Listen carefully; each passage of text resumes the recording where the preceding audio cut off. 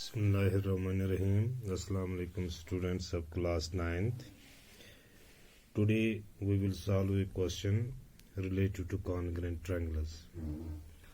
The question is ABCD is a quadrilateral in which AD is equal to BC and angle DAB is equal to CBA. Prove that triangle ABD congruent triangle BAC, BD is equal to AC, angle A B D is equal to angle B A C. चूँकि ये जो एक quadrilateral है A B C D, इसमें A D side B C side के बराबर है, angle B A सी बराबर है डी ए सी। तो हमें बताना है कि ट्रायंगल ए बी डी यानी ये वाली ट्रायंगल क्या A B D is equal, या हम ऐसे भी कैसे कह सकते हैं A B D congruent triangle B A C यानी इस ट्रायंगल के मतलब क्या ये इससे मुतमासिल हो सकते हैं, यानी ये ट्रायंगल बी ए सी और ए बी डी और ये ट्रायंगल ये समेत। अब चूंकि इस सवाल को हम कैसे सॉल्व करेंगे, पहले हम लिखेंगे गिवन जो हमें दिया हुआ है क्वेश्चन में, जो चीज़ें हमें दी हुई हैं हम पहले वही लिखेंगे। Given A B C D is a quadrilateral in which A D is equal to B C and angle D A B is equal to angle C B A. तो उसके बाद लिखेंगे प्रूव दैट, यानी हमें क्या बताना है, हमें कौन सी चीज़ मालूम करनी है। पहला है triangle A B D congruent triangle B A C, एक ये। दूसरा है बी डी क्या बराबर है ए सी। तीसरा है A B D angle A B D is equal to angle B A C, angle A B D A B D, इसका मतलब है ये वाला angle A B D is equal to B A C, यानी क्या ये angle और ये एंगल बराबर है। तो इसके बाद हम तीसरा पॉइंट सोल्यूशन अपना लिखेंगे, यानी प्रूफ हम देंगे। तो सबसे पहले हम लिखेंगे from triangles A B D and B A C, यानी ए बी डी ये वाली पूरी ट्रायंगल ए बी डी यानी ये वाली ट्रायंगल, और उसके बाद बी ए सी यानी ये वाली ट्रायंगल, इन दोनों को हम कॉन्ग्रेंट करने की कोशिश करेंगे। तो लिखेंगे from triangle B A D and B A C, हमने लिखा फ्रॉम ट्रायंगल बी, या ऐसे भी लिख सकते हैं A B D and B A C.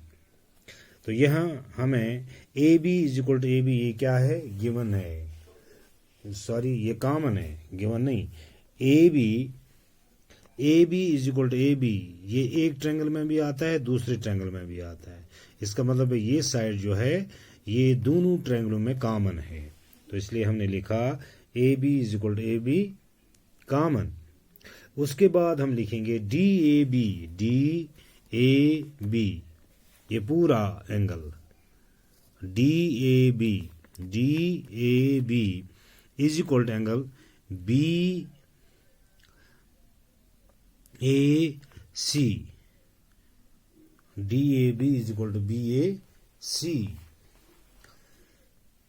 D A B is equal to B A C, D A B ये वाला जाविया डी ए बी यानी ये पूरा एंगल आता है डी ए बी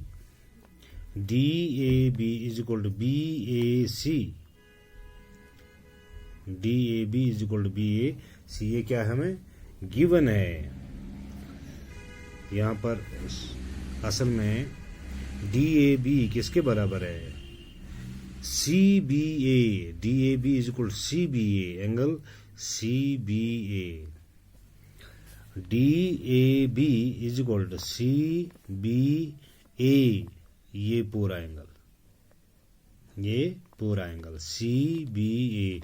DAB यानी पूरा, यहाँ पे ए पर जो पूरा एंगल बनता है ये एंगल, और CBA और ये पूरा एंगल जो बी पर बनता है, ये हमें गिवन है. और उसके बाद AD is equal to BC, ये साइड AD साइड और BC साइड, यानी ये मार्क किया हुआ है AD is equal to BC, ये क्या है, ये गिवन है, ये हमें गिवन है. इसलिए दोनों ट्रायंगलें आपस में ये कॉन्ग्रेंट हो गई. Therefore triangle ABD congruent to triangle BAC, किस रूल के जरिए, SAS रूल के जरिए, यानी जिसमें two sides and their including angle, यानी ऑफ वन ट्रायंगल.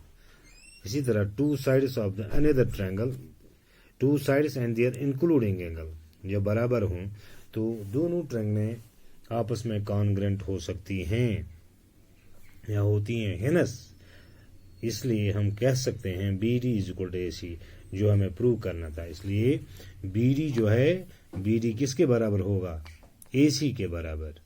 यानी इसलिए जब ये कॉन्ग्रेंट होगी तो हम कह सकते हैं BD is equal to AC. तो इसी तरह एंगल ABD यानी ABD, ये इसका नेसब ABD is equal to BAC, ये वाला एंगल क्या होगा, बराबर होगा. यानी कॉन्ग्रेंट हमने लिखा CPCT, यानी इसका मतलब है congruent corresponding parts of congruent triangles. इसे हम कहते हैं corresponding parts of congruent triangles, यानी इसका कॉरस्पॉन्डिंग पार्ट है या कॉरस्पॉन्डिंग एंगल है तो ये बराबर हैं. तो इस तरह से हमने इस क्वेश्चन को सॉल्व किया. बाकी भी क्वेश्चन इसी तरह SAS के जरिए हम बहुत सारे क्वेश्चन हल कर सकते हैं. तो आज के लिए बस इतना ही. Thank you.